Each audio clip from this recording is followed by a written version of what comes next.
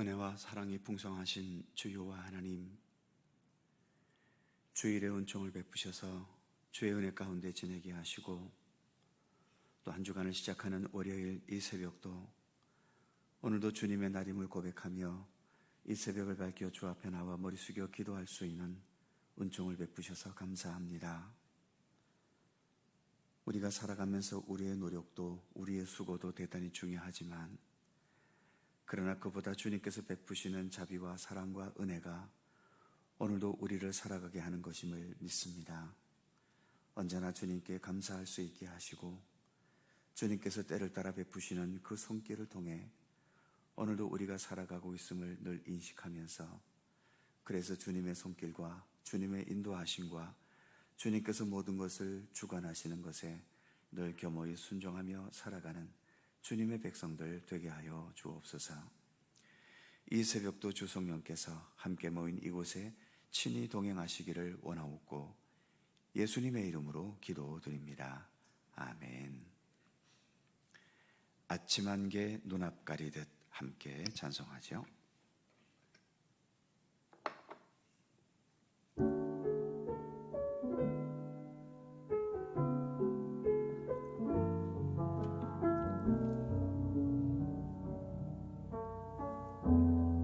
아침 안개 눈앞 가리듯, 아침 안개 눈앞 가리듯,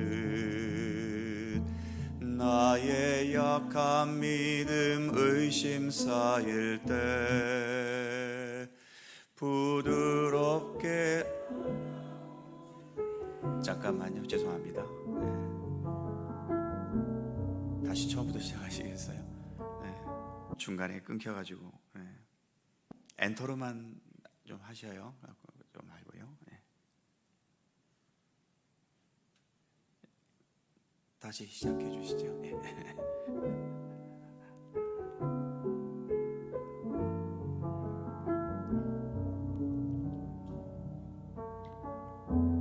아침 안개 눈앞, 아침 안개 눈앞 가리듯, 나의 약한 믿음 의심 쌓일 때 부드럽게 다가온 주의 음성,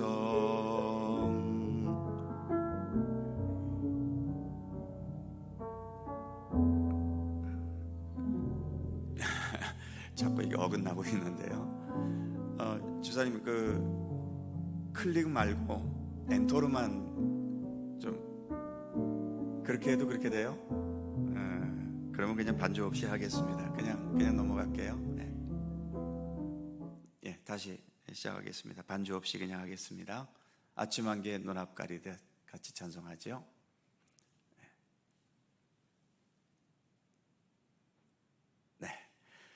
아침 안개 눈앞 가리듯, 나의 약한 믿음 의심 쌓일 때 부드럽게 다가온 주의 음성, 아무것도 염려하지 마라. 빗줄기에 바위 패이듯 나의 작은 소망 사라져갈 때 고요하게 들리는 주의 음성, 내가 너를 사랑하노라. 외로움과 방황 속에서 주님 앞에 나아갈 때에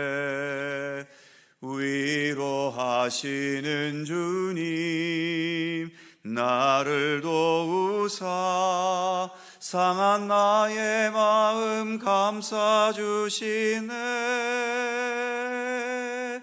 십자가의 보혈로서 주의 크신 사랑 알게 하셨네. 주님께 감사하리라. 언제나 주님께 감사해. 외로움과 방황 속에서 주님 앞에 나아갈 때에 위로하시는 주님, 나를 도우사 상한 나의 마음 감싸 주시네. 십자가의 보혈로서 주의 크신 사랑 알게 하셨네. 주님께 감사하리라. 언제나 주님께 감사해. 아멘. 요한계시록 2장 1절입니다.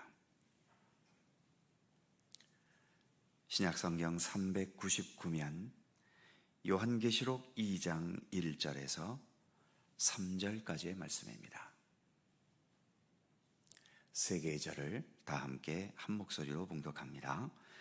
에베소 교회의 사자에게 편지하라. 오른손에 있는 7뼈를 붙잡고 7 금촛대 사이를 거니시는 이가 이르시되, 내가 네 행위와 수고와 네 인내를 알고 또 악한 자들을 용납하지 아니한 것과 자칭 사도라 하되 아닌 자들을 시험하여 그의 거짓된 것을 네가 드러낸 것과 또 네가 참고 내 이름을 위하여 견디고 게으르지 아니한 것을 아노라. 아멘. 이제 2장과 3장은 요한계시록의 첫 수신자인 소아시아 7교회를 향한 권면의 내용입니다.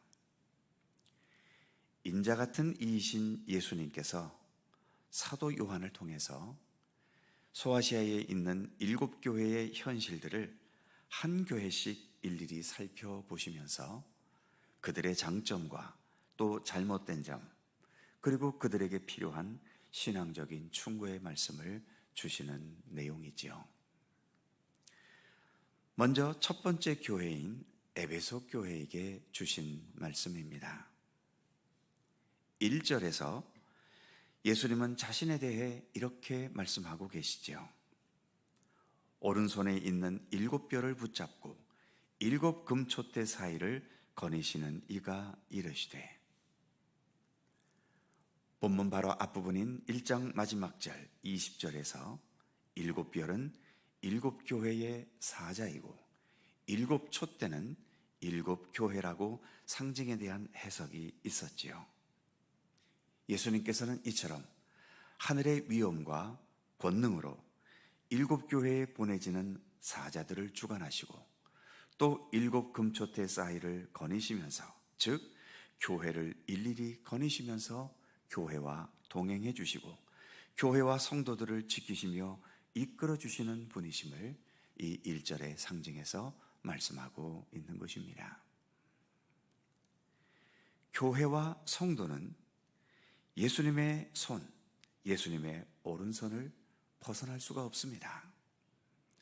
벗어나려고 해봐야 결국은 예수님 손 안에서 예수님 주관하심 속에 있을 뿐인 거죠.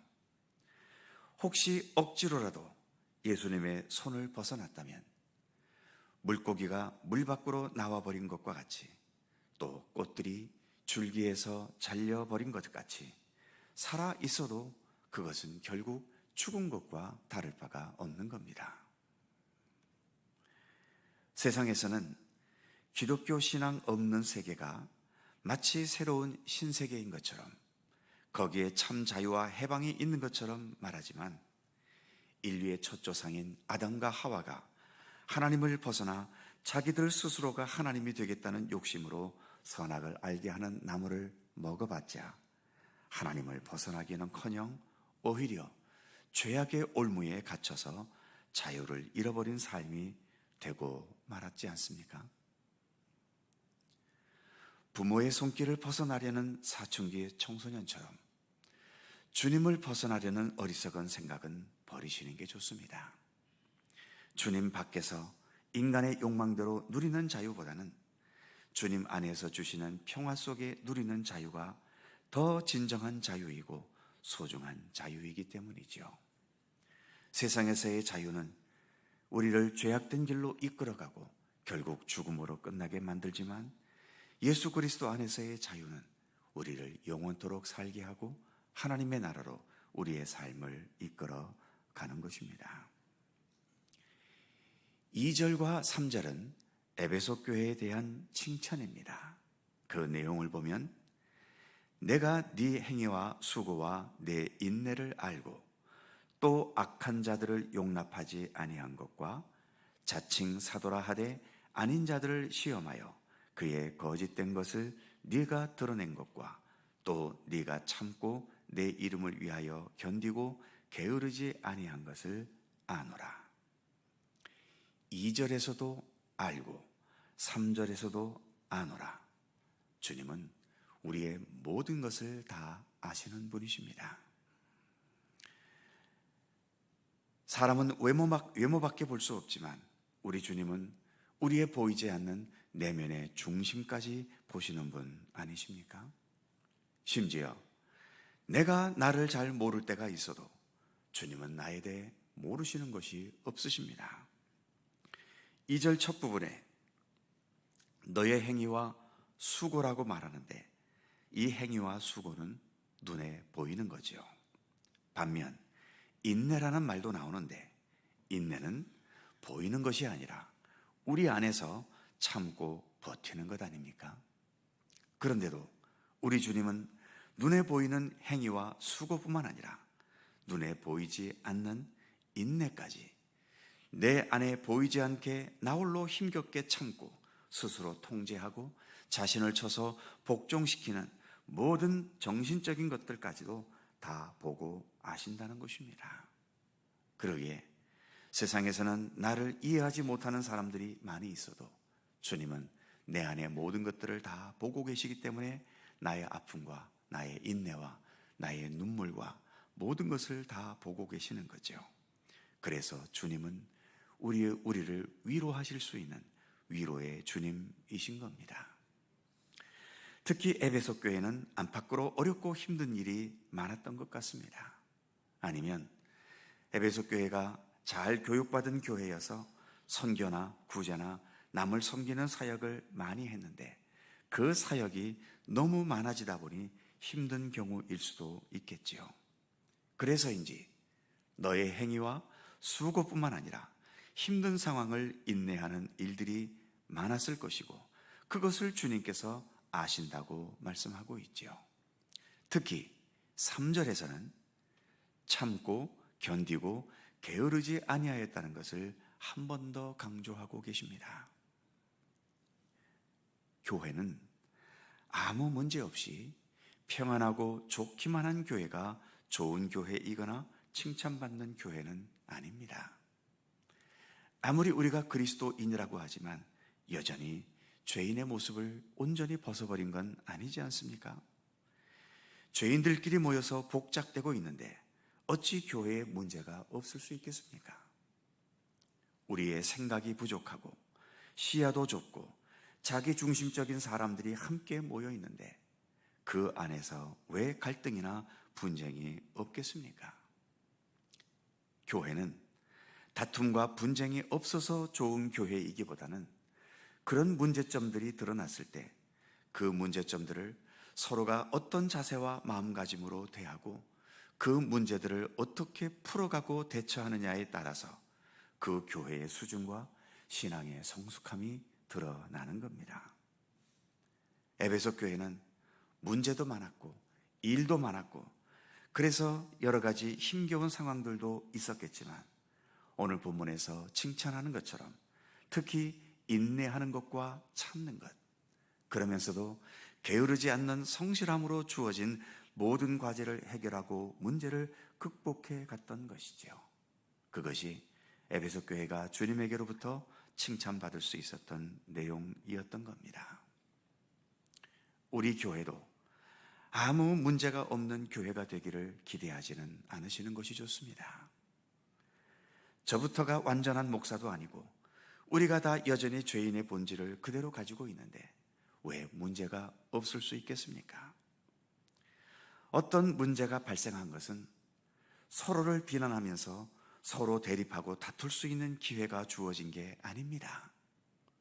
사탄의 세력은 문제가 발생하면 그것을 분쟁과 대립과 심한 갈등의 상황으로 나아가게 하지만 믿음 안에서 성숙된 교회는 본문의 표현처럼 한편으로는 참고 인내하고 견디는 가운데 문제를 풀어가고 그러면서도 게으르지 않게 여전히 예배와 경건과 주님께서 맡기신 일들을 묵묵히 감당해 가는 겁니다. 또 한 가지 칭찬은 2절 후반부의 말씀처럼 악한 자들을 용납하지 아니한 것과 자칭 사도라 하되 아닌 자들을 시험하여 그의 거짓된 것을 네가 드러낸 것과, 즉 믿음의 탈을 쓰고 악한 일을 행하거나 사이비 종교 행태를 보이는 자들을 에베소 교회는 잘 걸러냈다는 겁니다. 이건 어떤 면으로 참 대단한 능력이지요. 아마도 에베소 교회는 사도 바울이 세웠고 바울이 가장 오래 머물렀던 3년 동안 이 교회 에베소에 머물면서 사역을 했고 그래서 든든한 교회로 세워놓았지요.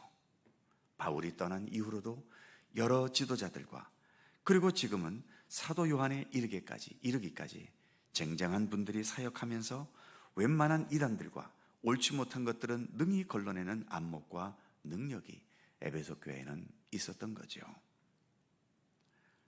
오늘날도 교회가 너무 목회자 중심이거나 또는 세상에 물들어 너무 세상 중심이거나 또는 조직이 너무 강해서 시스템 중심으로 돌아가거나 이런저런 모습으로 신앙의 정도에서 벗어난 교회들이 지금 이 시대에도 많은데 아직 신약 성경도 없었던 그 시대에 이렇게 이단과 잘못된 신앙들을 걸러낼 수 있는 능력을 지녔다는 것은 정말 칭찬을 받아 마땅한 거지요.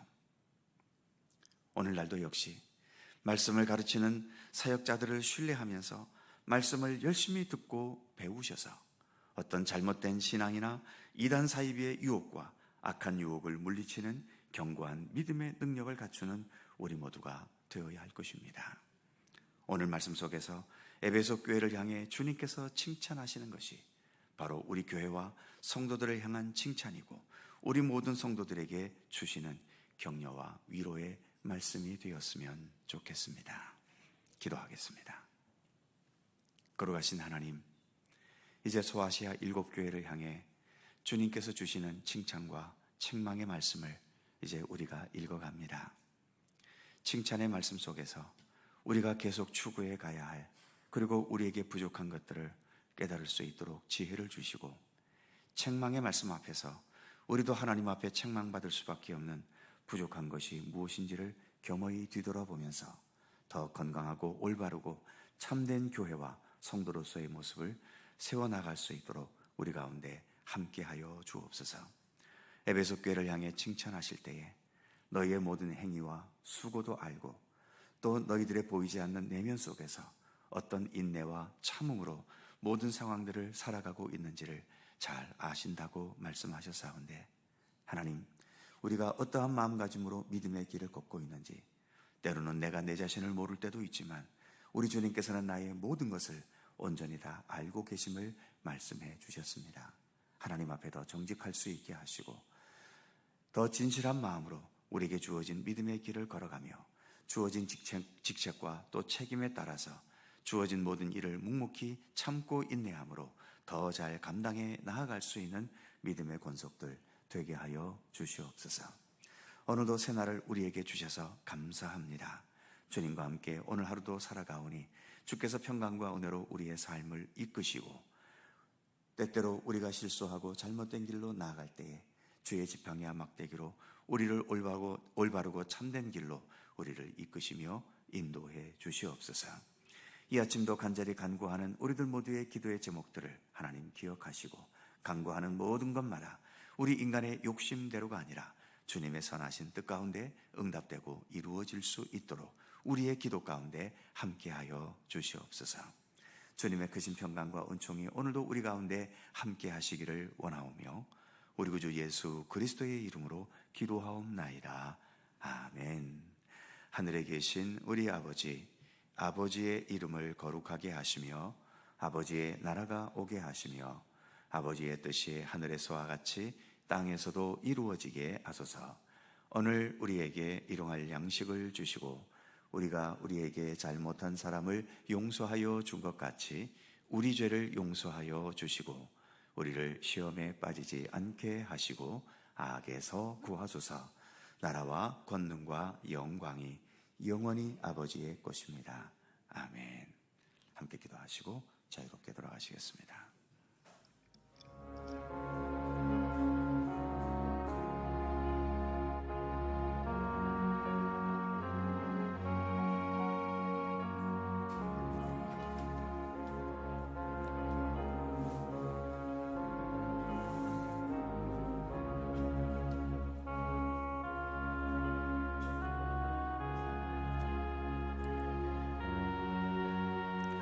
거룩하신 아버지